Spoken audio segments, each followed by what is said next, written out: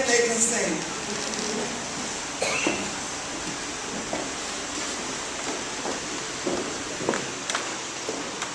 I am so happy to see everybody. She's going.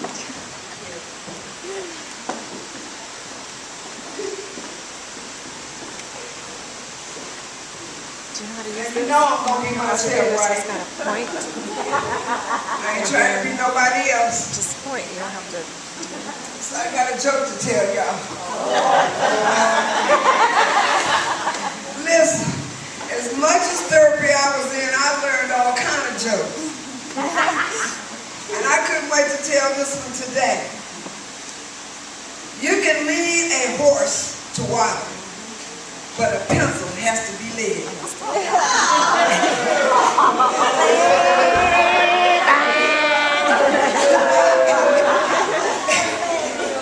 I know everybody said that was bad, but I like that.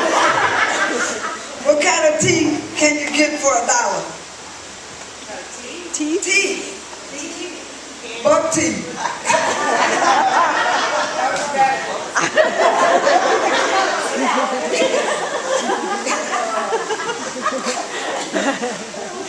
Made y'all laugh anyway. I'm still on some restrictions. And I got so excited last night that this is my first day back. Y'all did a wonderful job. I do have a message, but I'm struggling for a minute because I'm overwhelmed and I'm a lost for words. All right. Okay, listen. Today is Independence Day. What a day. Today is my first day back, freedom. Yeah. And what else? We have a new building. Isn't it nice, y'all? You know, I grew up in a Holiness church, so watch this.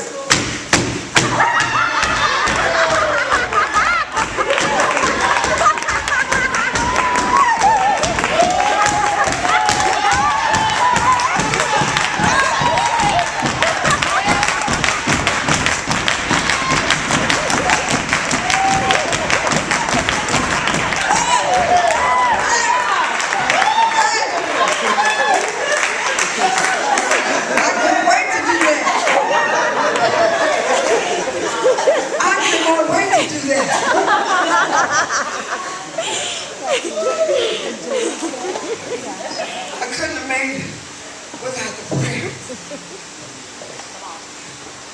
Listen, I couldn't even pray for myself. I didn't hear from God. I couldn't even pray. So that's why y'all prayed. The whole world prayed for me. I was going to try to have some order here.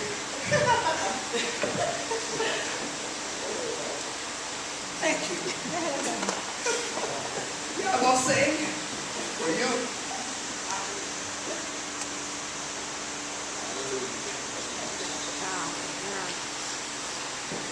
Okay, y'all. Come on. I want to give my testimony, but right now I want to say, my injury was not about me. It was about all of us. It was not just about me. And the Bible says, you're supposed to be content for whichever state you're in. Now, how many of y'all were content? How did it affect you? How did it really affect you?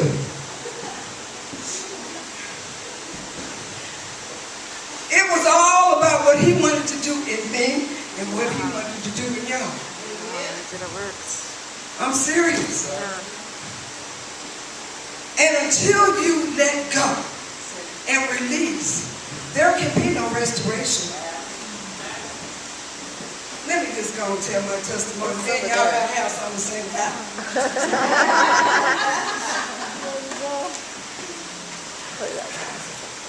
I am glad to have this opportunity. I'm glad to be alive. So let me get back to it. Philippians 4:11.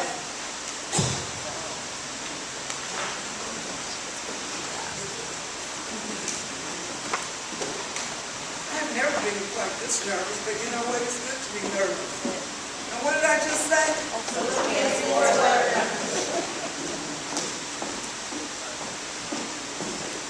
Now that I am implying that I was in any personal one, for I have learned how to be content. Learned. Satisfied to the point where I am not disturbed or disquieted in whatever state I am in. All right. Now y'all saying all right. Can you do that? Hey Mary, I can see you coming in. You can't do it without the Holy Spirit. Amen. You can. I've been serving God for a very long time, but I got very afraid. I got very scared. Yeah, I know. I literally died, y'all. Let me stay on track.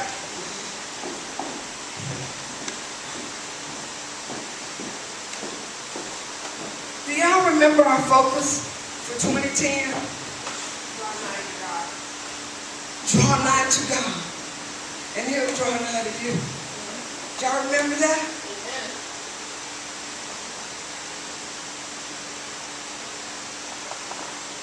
Content. How many of you can really say that you're content from whatever state you're in, whatever happened to you? Let me give you the definition of content. Oh, I forgot I could do this. Satisfied with what one is or has, not wanting more or anything else. There is a difference between being content and happy. A total difference. Being content for whichever.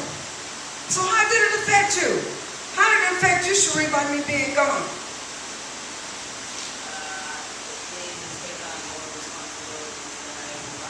Yeah, and you didn't like it, did you, at first? But you were willing. What else?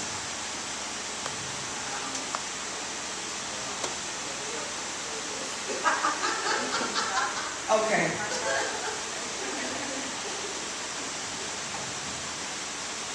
Release. To be free from confinement, bondage, obligation, to let it go, to release someone from a debt. I had to release. And it took me a very, very, very long time. When I first had the stroke, no. This was not happening to me. Do you know how long it took me to really release? I was in a state of shock. I was totally healthy. And here go everybody. Did you have high blood pressure? No, I did not. Did you have high cholesterol? No. It was an accident. Wasn't it, Trudy? It was. It was an accident. I went in to have a procedure done. Some aneurysms coiling. But let's back up a little bit. If God tell you to rest, you better rest. Most of us don't know how to rest. Rest is a discipline for me. And rest doesn't mean just going to sleep. Rest your mind. Take authority over your thoughts and your imaginations. We think too much. We think. We used to call it stinking thinking. So what are you thinking about? Lord, help me.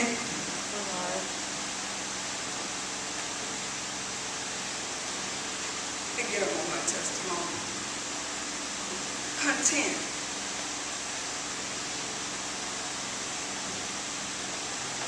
My life was extremely hectic and filled with various opportunities. And I've always been a fighter. I was very independent. Very independent. I don't need no help. I can do it by myself. And some of y'all are way too independent. Yes, we are.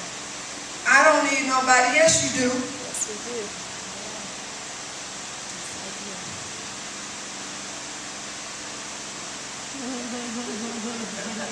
My various opportunities with my children, the church, travel, church, Oh, here. Rescuing, enabling, caretaking.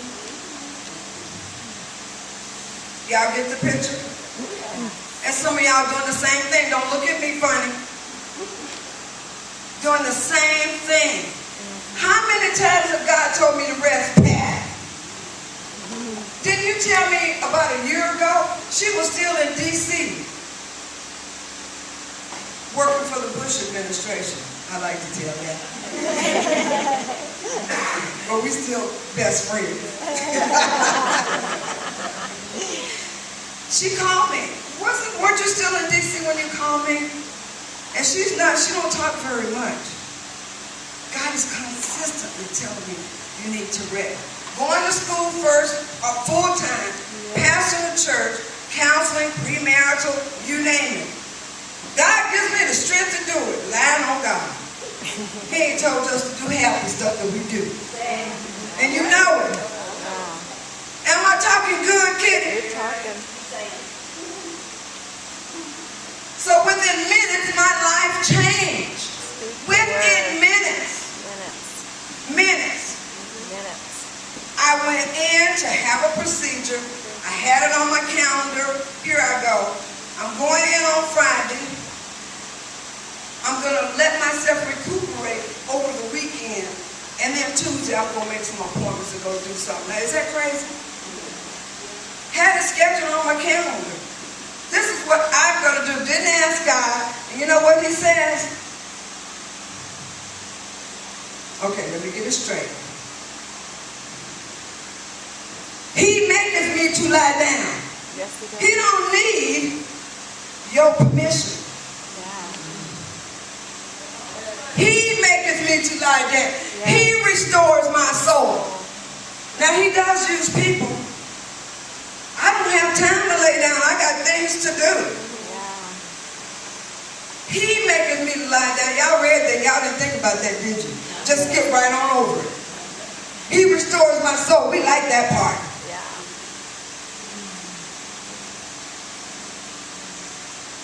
I had an amazing medical staff. Nursing and rehabilitation. People praying. God was with me every step of the way. Every step of the way. Now, we all got a story, but I'm telling mine today. Amen. I want to give a special shout out to Anchored Life. Y'all are some awesome people. Awesome people. And I know it wasn't easy. What happens at the head usually trickles down. So if y'all was oppressed, depressed, so was I. If y'all were sad, if you were crying, so was I. Yeah. But what did you do about it? That's the thing. How are you going to handle your circumstances? I don't think anybody missed a beat coming over. Irene stepped up to the plate. Amen. And she tried to help y'all with carrying that heavy baggage. I saw it. So y'all might have got rid of it, but I bet you went back and picked it right up.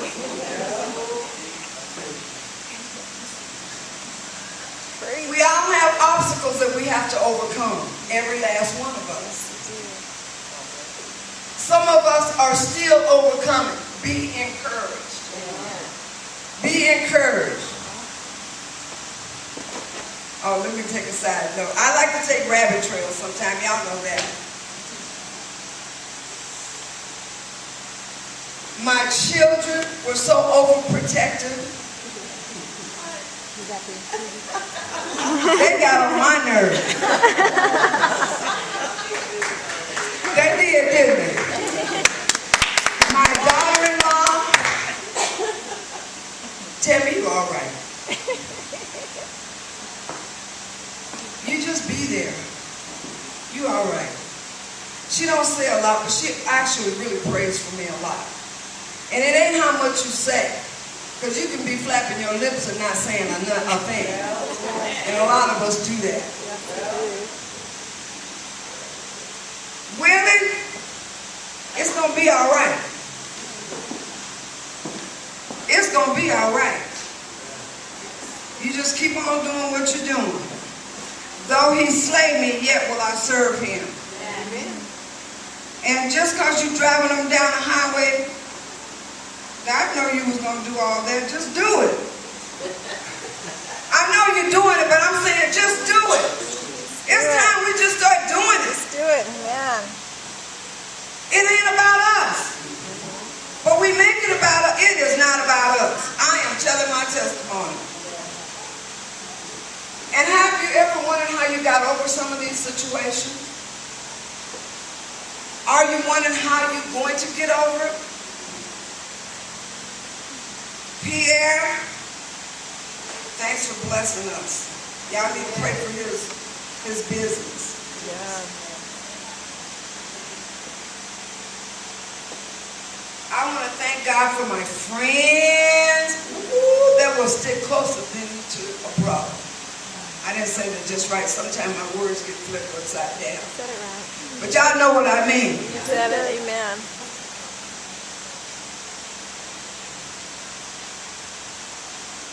Being a fighter, like I said, I've been a fighter all my life. Being the eldest of 12 children, I had to fight. I had to fight to be my own person. Did y'all see anybody see the color purple? When Miss Sophie said, all my life, I had to fight.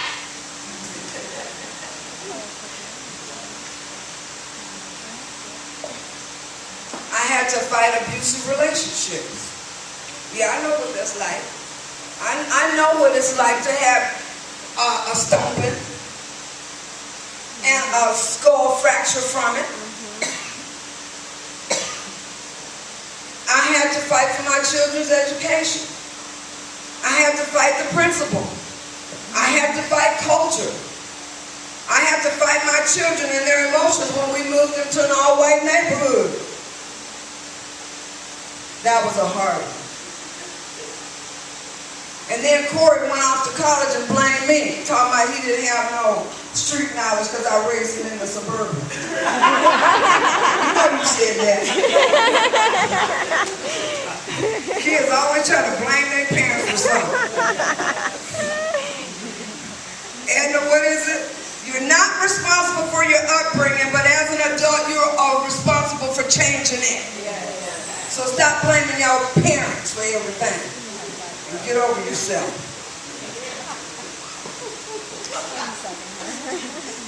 I've always been a lifelong learner.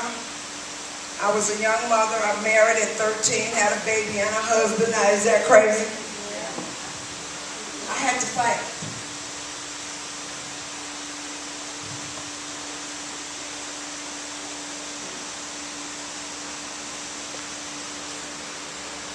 In 2007, I was hospitalized. I was diagnosed with cerebral aneurysms. And it's a generational thing in my family. And for all you faith talkers, no, I'm not claiming it. It's a fact. It's generational. And we need to pray about it and take authority over it. Yeah. So I went in and had the coiling done. So in 2009, in December, I went back and one of the coils had compacted. And some dye was getting in that, so that meant blood can get in there, so they wanted me to go back. God gave me Psalms 91 before I went in the hospital. But you know what? I was a little nervous about it, and I had an intuition. I started calling up people, I think in prayer. I said, we need to pray about this. And I went to prayer, and Irene, when you prayed for me, what was that word? It was... I said there was a song that we used to sing back in the day. Holy Ghost told me everything's going to be all right. And I was singing it this morning. Okay, how was it go?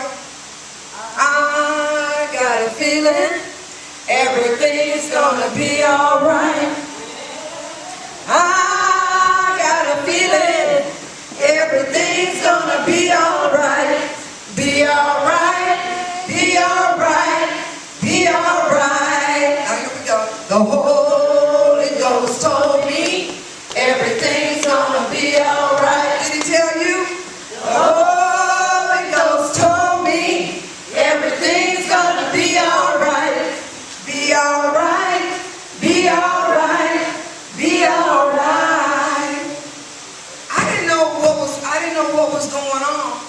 but I sure found out. Yeah. And what did I say? I says, I don't know. I just feel a little anxious about something. Now, Sharia's probably saying, get on with the story.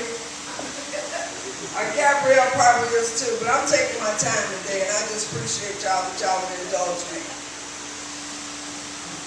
So anyway, what was the next thing? I went in, and as I had the coiling done, as they were pulling out the platinum coils, a coil migrated into my cerebral vascular area.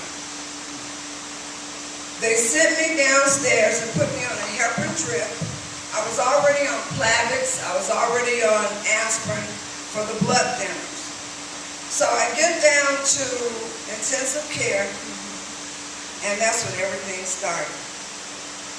So Trudy, you got to help me with this. Okay. So I had the Thursday was the coiling. And it was delayed. The surgery was delayed. Oh, the surgery was delayed 3 times. And Trudy said, well, do you think the doctor would be tired? And I was there at 6 a.m. I was supposed to have the procedure at 7, and I had it, about 4 o'clock? So I was tired. I hadn't eaten. And nobody had sense enough to say, well, why don't we postpone it? I didn't want to postpone it. I wanted to get it over with. Well, why don't you just come on up here? Okay. So Friday, Thursday, I had it. Friday, what happened? Thursday, during her surgery, she suffered a tear to her throat. Okay, I got it. Okay. This is what it was. Stay right here anyway. So during the procedure, look, I'm talking, I was even awake. But I'm gonna tell my own story. So I was there. So anyway, I was bleeding, and they don't know when they did the intubation whether I was bleeding. Okay. For the surgery, during the surgery, and they took the intubation out. Right. So I go downstairs, and I'm bleeding. Oh, upstairs. But anyway, don't get too technical. So anyway, I was not only bleeding from my throat area, I was bleeding from my groin area where they had went up through the main artery to put in the coils, okay? So,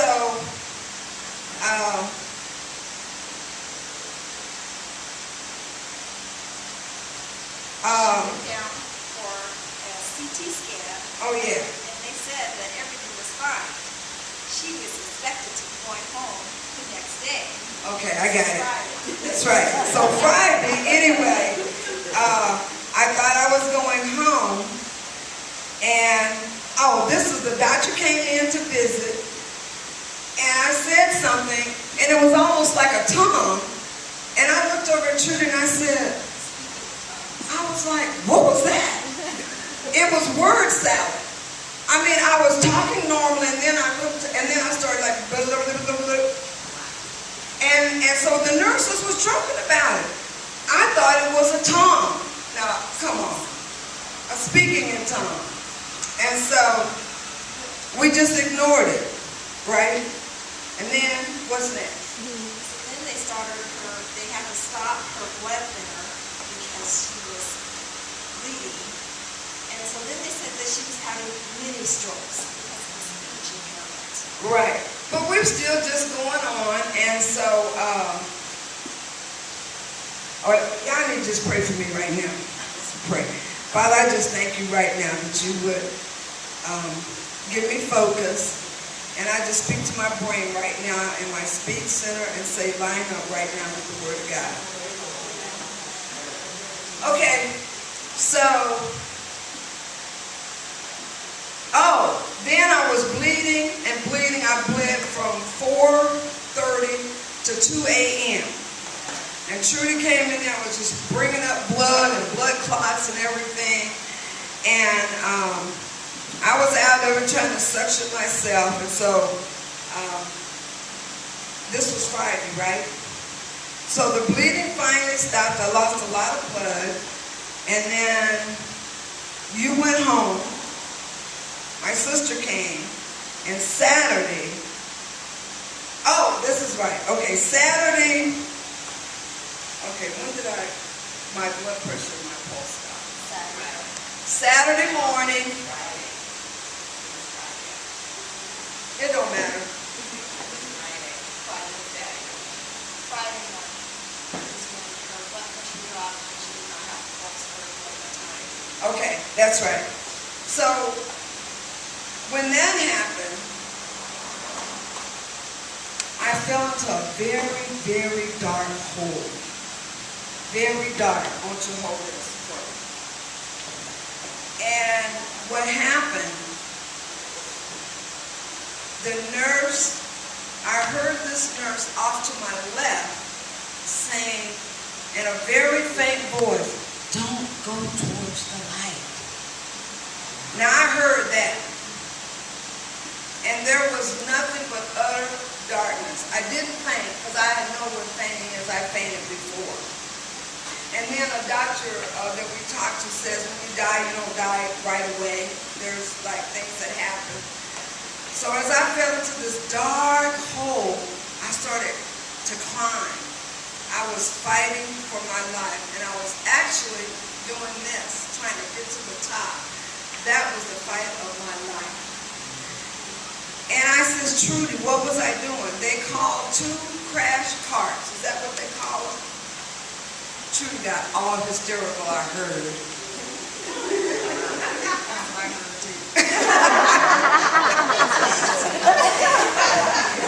And I seen this like on TV. They said she's got to go, get her out the room.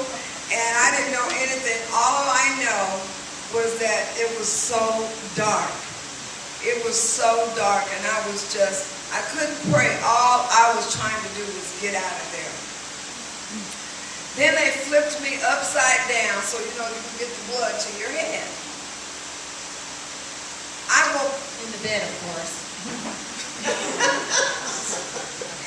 I woke up on my own, and when I woke up, my head was totally Billy Bird position. and I looked, and people looked like trees, and they were distorted, and excuse me? Yeah, people were looking like trees, and they said, oh, and this is another thing. I said, Trudy, what was I doing? She said they were saying, "Stay with me. Stay with us. Stay with us." And Trudy said, I said, I'm trying. There is a God, y'all. God is a real God. Now, I faced some challenge, but I've never died before. Trudy calls Cherie, "Mom is dead." I mean, she couldn't even wait till they pronounced me dead. Mom is dead. Where was your faith at? Anyway. And he rose again.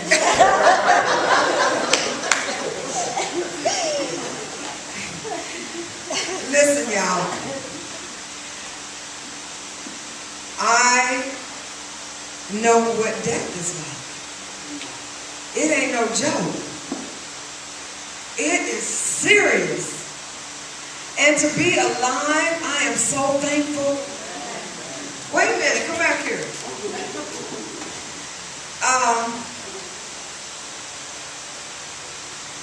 I totally lost my independence. I could not walk. I could not talk. They sent me to, oh no, let me back up. Saturday night, the doctor comes in my room at 10:30 at night. And I don't know how I did it except for the Holy Ghost. He said, Trudy's number, the kid's number was on this whiteboard. And they said, we can't reach her. I gave him my phone number. I believe it was an angel or God or something. Well, I don't want to say something. I don't know how I did that except by the Holy Ghost. So the doctor calls Trudy, and she let me hear the message and says, "We think your mom has had a stroke, but we're going to confirm it in the morning." He said my face was this side of my face, because my circles on the left was distorted. My mouth was crooked. I couldn't even imagine that. So they said the next morning they would send me down to confirm it, and they sent me down for a CAT scan, and there was blood in my brain.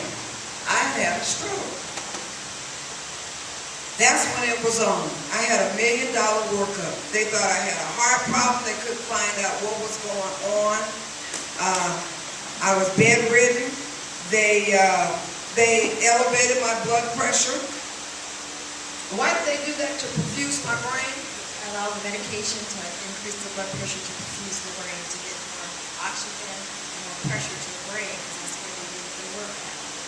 Did you know that I could have been totally brain damaged? I mean, I was brain damaged, but it could have been worse. If it had not been for God, it had not been for your prayers, it could have been worse. Okay, you can sit down. Okay, let me move right along here, because listen. Then I was in intensive care for a while, and then they told me I had to go to rehab. I could not even go to the bathroom.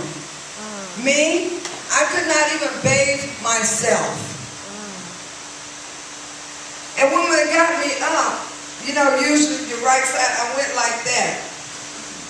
And then I got mad. Can you imagine the enemy gonna try to take my voice? I couldn't talk. I couldn't walk. And listen at me now. You can barely tell I had a stroke. My grandchild was there to witness when I first had to try to write my name. I lost it. I couldn't even write a sentence. I just started crying. I couldn't do it. God is a good God, and I do have a testimony. God is a good God. God is an awesome God. So then when I went to rehab, but listen, I had a Christian nurse that came in there and prayed. I got to rehab. But listen, a bedpan? I'm like, I can't use no bedpan. Tell them why. It was humbling, humiliating. And then after that, they said, well, we can try to get you up where you can use the bedside stool. I want to go to the bathroom. Oh my God, I was so humiliated. The nurse said, I had to go to the bathroom so bad, and I was going to try to hold it till I got home. I'm serious. I was just saying, I can't do this, I can't do this. So finally I did it, and Trudy comes in the room spraying all of this air. Oh, I was so embarrassed. She tried to make a joke of it so I wouldn't feel so humiliated. And then the nurse had to empty it. Oh my God. Pride. Where's your pride at? Somebody got to wipe your behind. How you like that? Are you ready for it? Can you handle it? Somebody got to feed you. Because you can't, your spoon is shaking so hard. And check this out, you can't pray. God ain't nowhere to be found. What you gonna do? I'm used to hearing God. I'm used to talking and walking with God. I can't hear Him. My faith failed me. Now, how about that? Just for a moment. So where's your faith at? Everybody has a measure of faith, right? I get to rehab, they start treating me like a baby. I started doing multiplicate what? 2 times 2, 3 and 4. You better take care of your brain. It's a powerful thing. I needed God more than ever. I needed Him. Amen? Y'all get up here so get ready to sing. I know it's long, y'all, but I don't want to leave nothing out. Romans 8:35. Who shall ever separate us from Christ's love? Shall suffering and affliction and tribulation or calamity and distress, or persecution or hunger or destitution, or peril or sword? This is amplified. Even as it is written, for thy sake we are put to death all day long. We are regarded and counted as sheep for the slaughter. Yet amid all these things we are more than conquerors, and gain a surpassing victory through him who loved us. Love lifted me. Yes. Love lifted me. Irene, God says, get ready. I know you've been getting ready, but he said, get ready. Don't be scared. And not that you're scared, but time is at hand. There's a lot of prophets in the house, y'all. So we need to just pray a minute and ask God to stir up the gifts. I'm glad to be alive. Yes. I'm glad to be back. Amen, Jesus. One more thing. Glad to have you back. Glad for my print. Pat brought me a lot of chocolate. I started craving a lot of chocolate. Okay. Almost done. I am now able to receive emails and phone messages. If I cannot be reached, please notify Cherie, and she will notify me immediately with all your concerns and needs.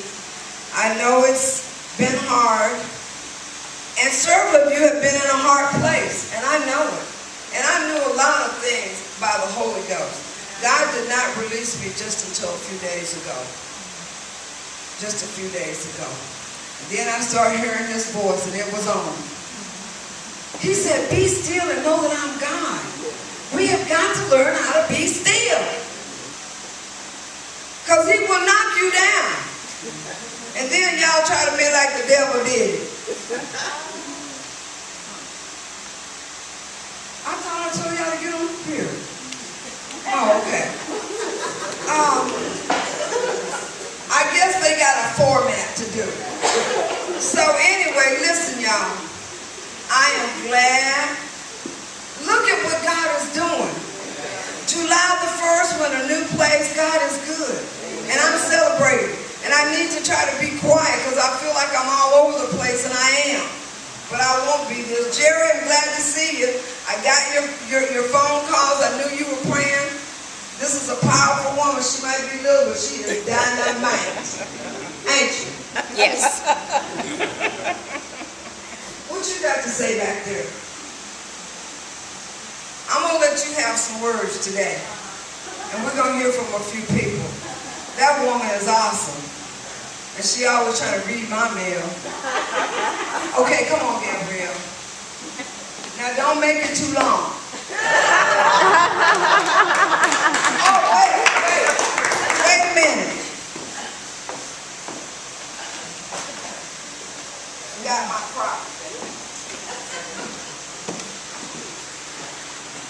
He comes as a roaring lion. He comes to steal, kill, and destroy. And you know what? I actually saw this. But I had an anchor that held. Right after a stroke. Anybody want to know anything about a stroke? Ask me. These were my props. Medication. I'm the queen. This was my anchor, and it still is, because I'm still having problems with coordination, word finding. Patient family education book. My entire family was educated. My therapy book that I had to take with me everywhere. This is inpatient therapy. I'm now in, that's what he did. Following rehabilitation. This is my daily Bible in the secular world. These are my tools. But the ultimate tool is the Word of God. So he said his spirit would not strive with man always. Right? And there may be sometimes, he said, I will never leave you or forsake you. So that means that if you ain't hearing from God, don't worry about it. He's still there. Now let me back this up. When I said my faith was tested, people were praying for me in the midnight hour. There's a lady that used to go to church here, was a nurse that prayed for me. I had a Christian doctor that prayed for me. Amen. I had a lot of prayer. A lot of prayer. Prayer from all over the world. That's why I wasn't able to pray, because God had everybody else praying. Amen. Okay, Gabrielle, for real.